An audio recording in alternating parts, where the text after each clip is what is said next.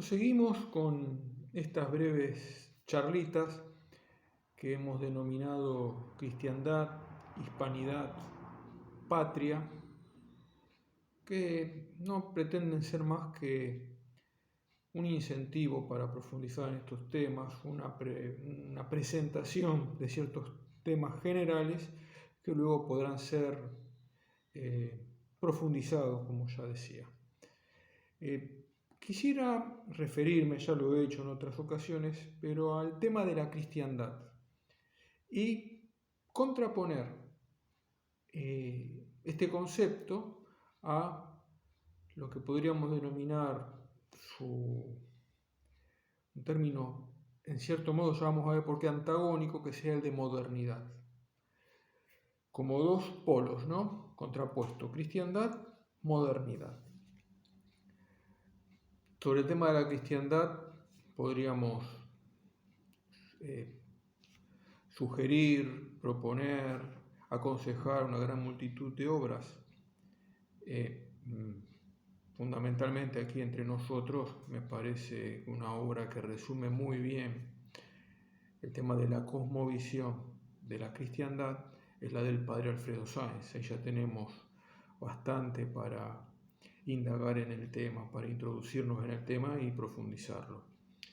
Bien, ahí el padre nos presenta cómo la cristiandad, sobre todo la cristiandad occidental, la ubicamos en ese tiempo que algunos han denominado la Edad Media, ¿no? Entre los siglos V y XV, pero que tiene un momento de plenitud a partir del siglo XI, XII, XIII, y en el XIV comienza su decadencia. Aquella fue una civilización fundada sobre el principio de la sabiduría. El saber es el cimiento sobre el que fue levantando el edificio de aquel orden social, político, eclesial.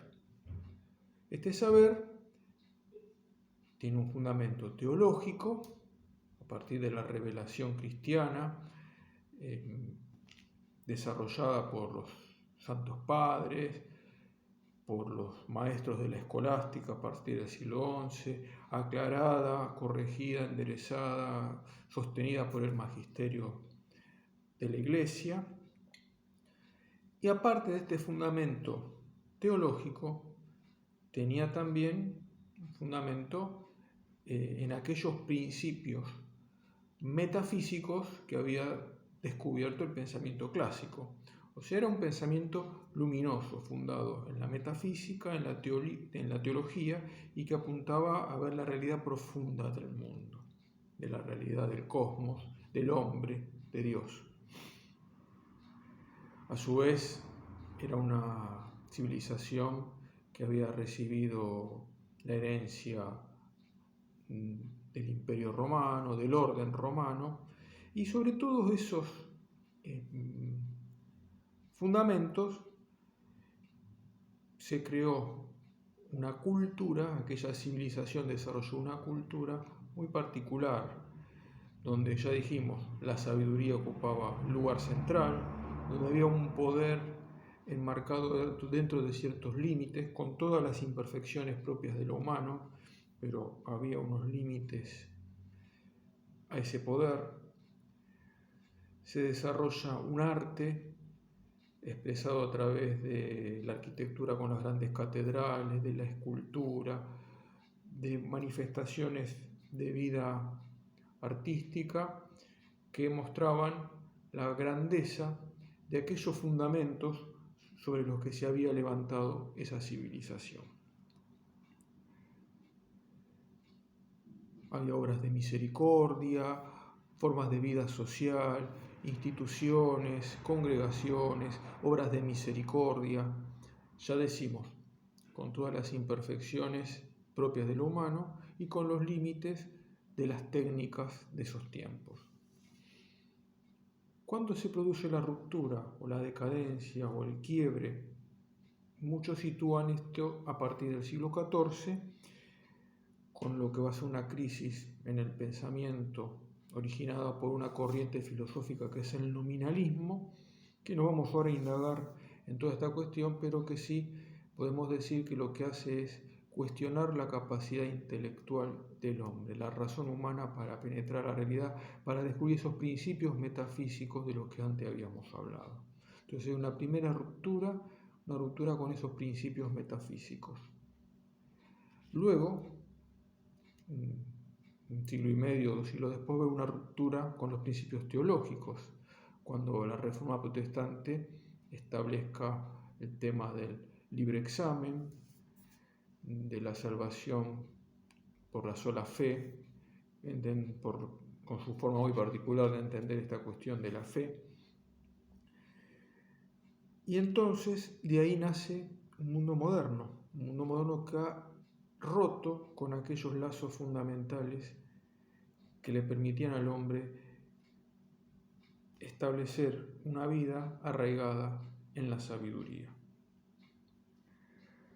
Aquí comienza la modernidad, entendida no en sentido cronológico como un tiempo, sino sobre todo en sentido ontológico, como un ser y un modo de ser.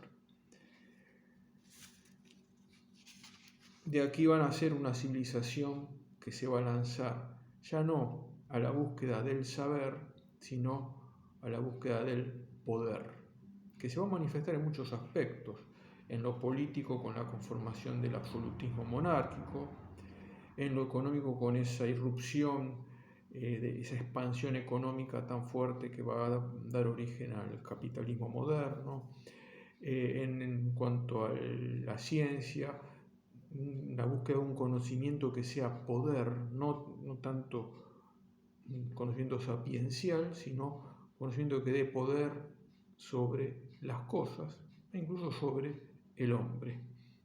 Ahí lo tenemos a Maquiavelo, por ejemplo, en el aspecto político, o Hobbes, ¿no? Un saber entonces destinado al dominio, un saber, valga la paradoja, sin sabiduría. Pero, a pesar de todo, la vida social siguió durante un par de siglos dentro de un marco que podemos llamar tradicional. Ya se produjo la ruptura protestante, tenemos una Europa dividida, una cristiandad fragmentada, pero la vida de las comunidades sigue teniendo un ambiente religioso, dentro de un ámbito religioso, ya sea en el ámbito católico o en las mismas comunidades protestantes.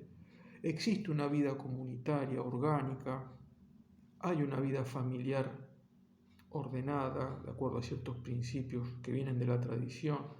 Existe un principio de autoridad reconocido, con todas las rupturas que ya señalamos. Sin embargo, el edificio ya se ha quebrado, se empieza a filtrar todo un ambiente de crítica que va a dar origen a un pensamiento, que es lo que conocemos con la Ilustración, que va a ser el gran corrosivo de lo que quedaba de civilización y que va a dar origen a las revoluciones, el pensamiento de la Ilustración, ¿no? A las revoluciones de los siglos XVIII y XIX que van a terminar de desmoronar la civilización cristiana.